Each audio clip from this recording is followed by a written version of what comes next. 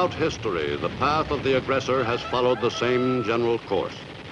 The pattern of quick successes and the eventual downfall of the conqueror has been repeated through the ages.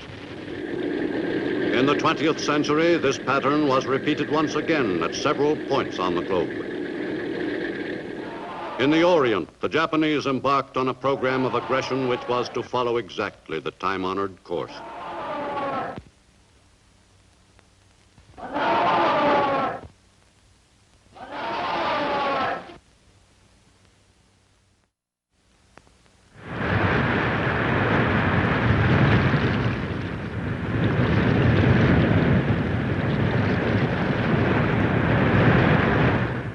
For centuries, the Japanese lived in the conviction that their country was created by the gods as the center of the universe, and that they were destined to rule the world.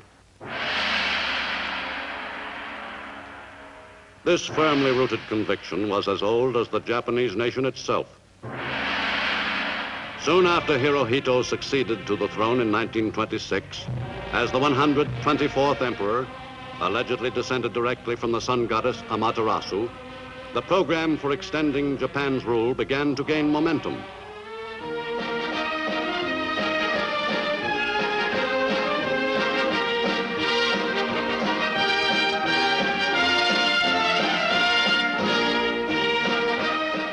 The command of Hako Ichi-U to bring the 8 corners of the world under one roof was part of Hirohito's inheritance. Japan extended its control over a considerable area following World War I, in which it participated on the Allied side. The plums of victory included German holdings in China and the Mariana Islands, except Guam, the Caroline Islands, and the Marshall Islands, all placed under Japanese mandate. In 1931, Japan embarked actively on its program of conquest. Clashes between Japanese and Chinese in Manchuria prompted the Nipponese militarists to take action. Without waiting for any formal declaration of war, Japanese troops attacked.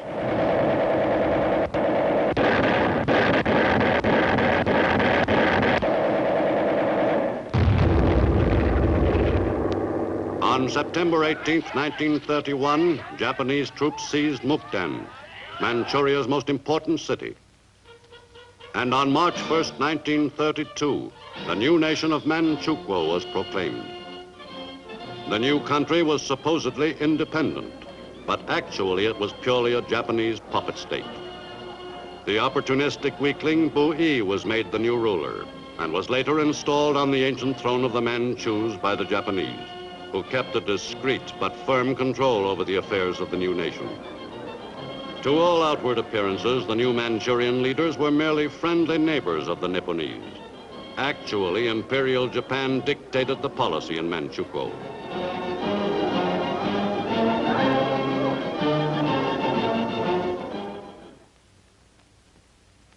In Geneva, Switzerland, in February 1933, Foreign Minister Matsuoka of Japan piously disavowed any aggressive intentions. It is a matter of common knowledge that Japan's policy is fundamentally inspired by a genuine desire to guarantee peace in the Far East and to contribute to the maintenance of peace throughout the world. Japan, however, finds it impossible to accept the report adopted by the Assembly. Traduction. Monsieur le Président, Messieurs, c'est pour la délégation japonaise. With Japan's subsequent withdrawal from the League of Nations, its diplomatic position in relation to the other world powers deteriorated rapidly. Le Japon a été membre de la société. Japan set out quickly to consolidate its gains in Manchuria, which it planned to transform into a large continental war base. A program of planned economic development was initiated, and it was indicated that foreign capitalists would not be allowed a free hand in the exploitation of Manchurian resources. The new country was rich in mineral deposits, and the Japanese army, the real ruler of Manchukuo, quickly stepped up operations at key mines like the Fushun collieries. In the hurried development of Manchuria's resources, thousands of Chinese were pressed into service to work in labor gangs.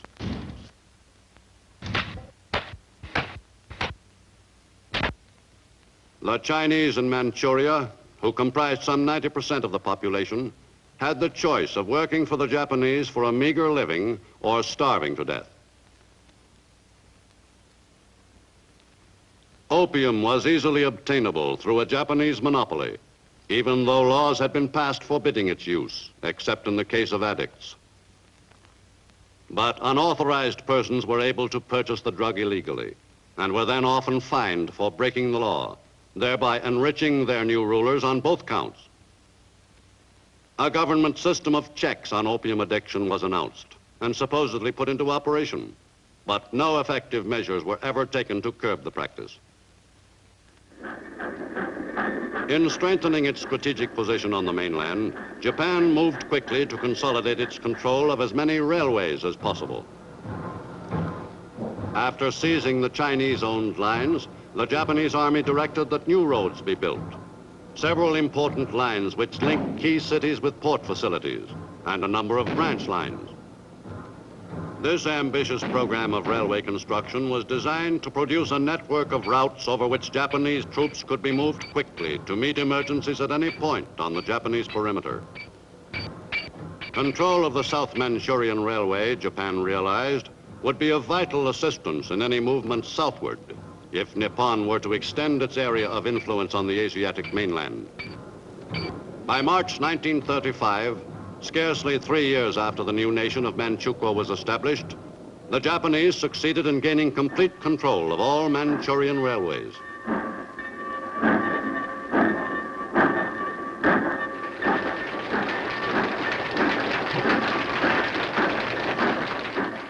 But Manchuria was only a short stop on Japan's road to domination in Asia. To the south lay the rich countryside of China proper, a territory which had never been out of the thoughts of Japanese leaders since the beginning of Nippon's program of expansion. In July 1937, Japan accelerated its timetable of aggression. Following a skirmish at the Marco Polo Bridge near Beiping, the war between Japan and China, anticipated for some time, passed from the period of small local actions to more concentrated warfare. After unsuccessful attempts at a truce, Japanese forces poured into North China from Manchuria, and an offensive was launched in the northern Chinese provinces.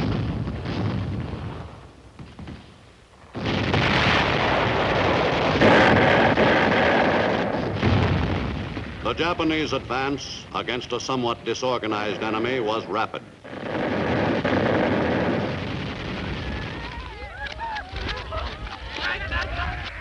Within a few months, the Nipponese had gained strategic control of North China.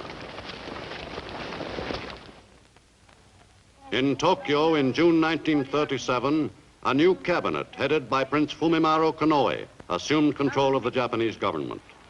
As premier, Konoe dominated the regime which threw Japan into war with China and brought it to the brink of war with the West.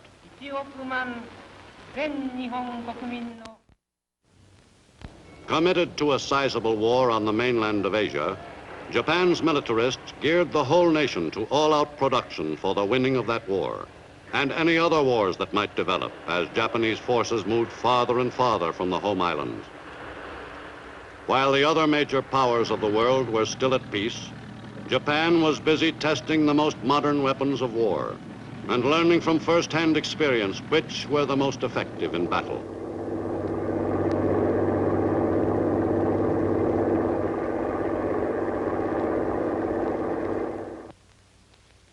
In the air arm of the Japanese forces, pilots found that the new Japanese fighter plane, the Zero, was the fastest, most maneuverable combat plane they had yet seen in the air. But in China, older models still proved more than adequate.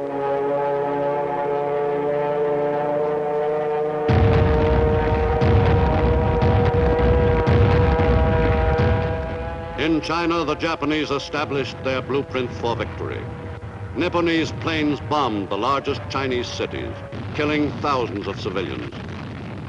Special target of Japanese air attacks was Shanghai, which withstood a series of bombings before Japanese troops finally captured the city in November 1937, after a siege of 3 months. With the capture of Shanghai, the appetite of the Japanese army for still greater victories was whetted. The Nipponese troops prepared to press on at once toward Nanking, and an unforgettable orgy of rape and pillage.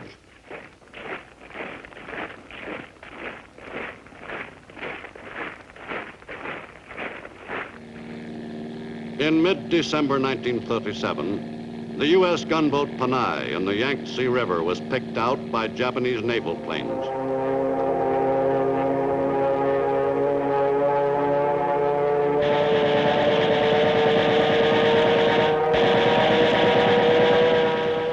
The sinking of the Panay might well have touched off a war between the U.S. and Japan.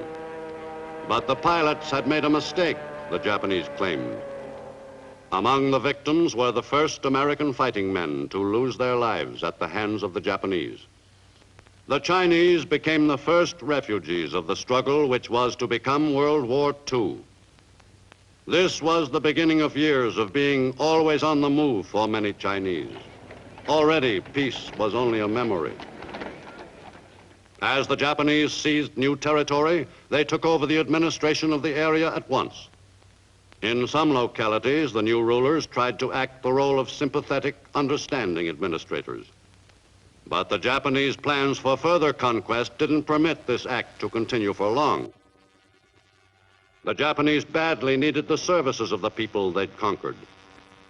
Chinese farmers continued to work their soil, but now the harvest would benefit the Japanese. Many men were put into labor gangs. The Chinese had no alternative to working for the Japanese except death.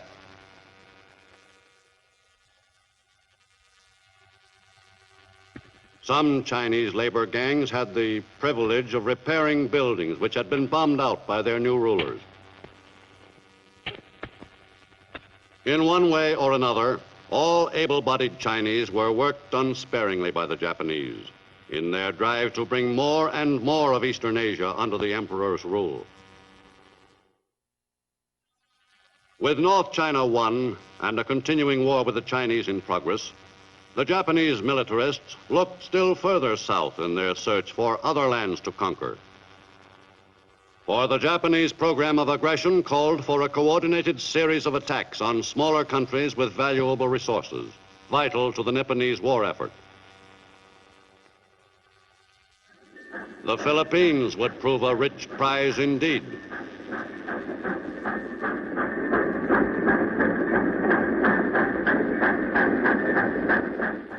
The Philippines had enough good timber to help satisfy Japan's wartime needs. On the mainland in Southeast Asia, Malaya was of particular interest to the Nipponese High Command. For Malaya, though not especially large in area, produced some 56,000 tons of tin each year, 30% of the world's output. Even more important was Malaya's wealth in rubber. That British territory's plantations produced more rubber than the Nipponese could use. If Japan should find itself involved in a large-scale war, Malayan rubber would help materially in stiffening the backbone of the Japanese war effort. At the same time, by seizing the Malayan Peninsula, Japan would deny Britain and the United States, its two most important potential enemies, one of their principal sources of rubber.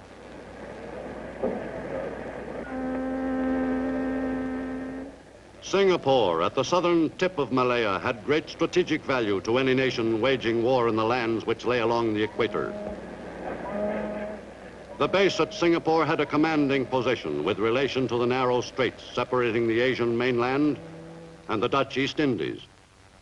The invaluable stocks of oil in these exotic islands made them a high priority area for seizure by any Asiatic aggressor planning to wage all-out war.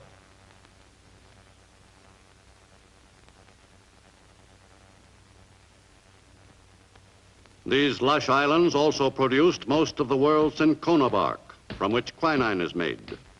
Since quinine was the most effective preventive for malaria, the cinchona bark was of paramount military importance to Japan. Still farther south, Australia would prove an important prize for any warring nation. In the down-under countries, wealth consisted largely of wool and livestock, both valuable commodities.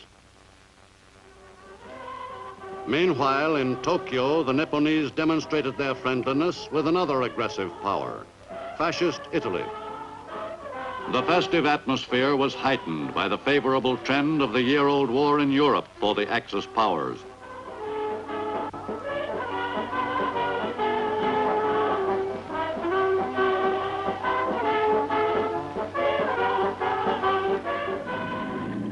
In 1940, the timetable called for further expansion on the Asian continent. In September of that year, Japanese troops put ashore on the coast of French Indochina, directly south of China. The landings were made without resistance. At Berlin during that eventful September 1940, the three aggressor nations of Europe and Asia joined forces and forged the Berlin-Rome-Tokyo axis. The German Führer was well disposed toward making an alliance with any nation which would help further his own greedy aims and which would not cause him any trouble in return. The tripartite treaty guaranteeing mutual assistance was signed eagerly by Germany's Foreign Minister Joachim von Ribbentrop and with equal satisfaction by Japan's ambassador Saburo Kurusu. The alliance was further cemented in April 1941, when Japanese Foreign Minister Yosuke Matsuoka paid a call on Benito Mussolini in Rome. The Italian people acclaimed the representative of the strong Asiatic power, which would lend support to their dictator's own territorial ambitions. Japan's treaty with the European fascists gave it the opportunity it wanted to take over French Indochina, now controlled by the French Vichy government. In July 1941, Japanese warships moved into the harbor of Indochina's chief port, Saigon. The formal ceremony which made that country a Japanese protectorate was attended by the representatives of the French Vichy government, which was openly sympathetic to the fascist cause. Japan's army had gained an entire country lying along the vitally important coast of Southeast Asia without a struggle. Within a few days, Nipponese troops had taken possession of all of Indochina to the borders of fertile Thailand, still an independent nation. But freedom across that border was to be short-lived. In Tokyo in the autumn of 1941, relations between Japan and the United States grew steadily more strained. U.S. Ambassador Joseph Grew informed Washington that Japan might well strike with dangerous and dramatic suddenness.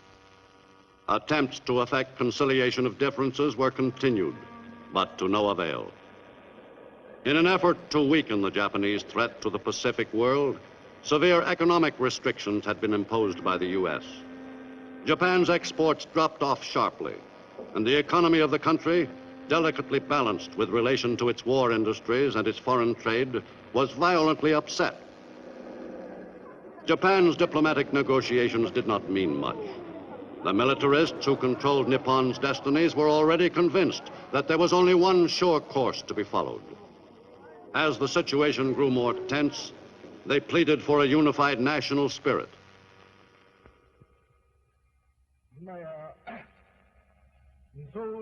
The Japanese nation is faced with a serious crisis and will more and more carry out preparedness for national defense. Under the Emperor, it is expected that the whole nation will strive for the advancement of the Far East. In Washington, on Sunday, December 7th, 1941, Secretary of State Cordell Hull worked in vain on new attempts at a solution to the crisis. But negotiations ended abruptly. Early that afternoon, he received two callers, envoys Nomura and Kurusu, who informed him that the Japanese and American positions were irreconcilable. In the Pacific, a fast Japanese fleet stood off the island of Oahu, ready to carry out Japan's secret decision to plunge the Pacific into total war. The pilots of the carrier planes, which were to strike the first blows, dedicated themselves to their task for the glory of their emperor and in honor of their ancestors.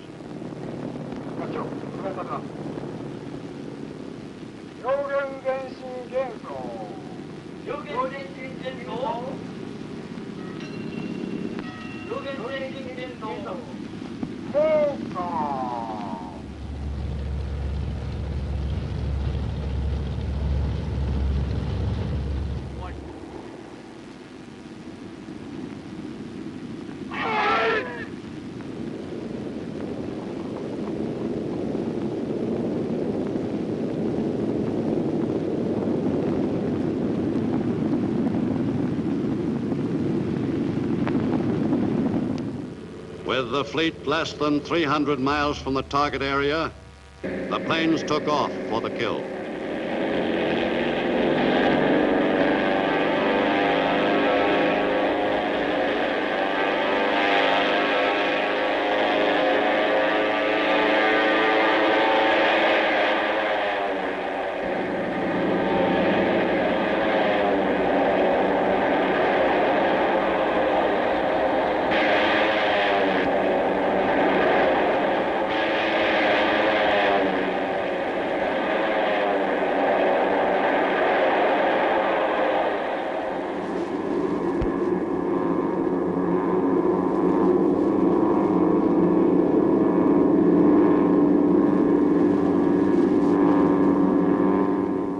Even before the Japanese envoy's call on the U.S. Secretary of State, Japanese bombs were away over Hawaii.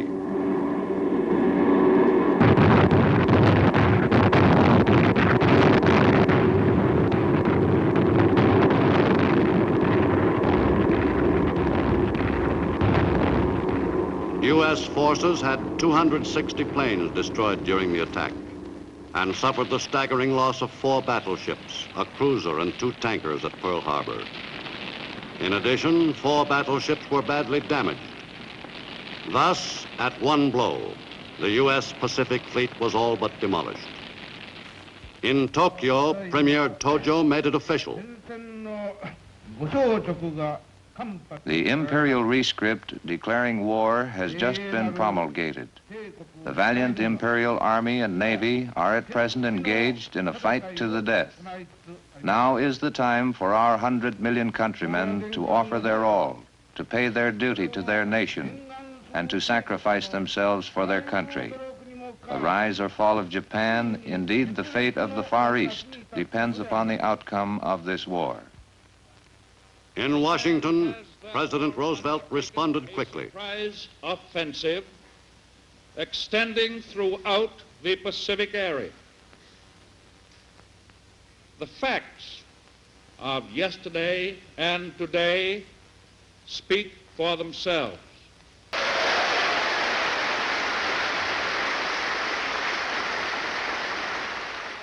Both houses of Congress acted immediately, with but one dissenting vote. Therefore be it resolved by the Senate and House of Representatives of the United States of America and Congress assembled that the state of war between the United States and the Imperial Government of Japan, which has thus been thrust upon the United States, is hereby formally declared, and that the President be and he is hereby authorized and directed to employ the entire naval and military forces of the United States and the resources of the government to carry on war against the Imperial Government of Japan and to bring the conflict to a successful termination. All of the resources of the country are hereby pledged by the Congress of the United States. Is the second demanded? Gentlemen from Massachusetts. There can be no objection. The American people, solidly united behind their commander-in-chief, volunteered eagerly to take an active part.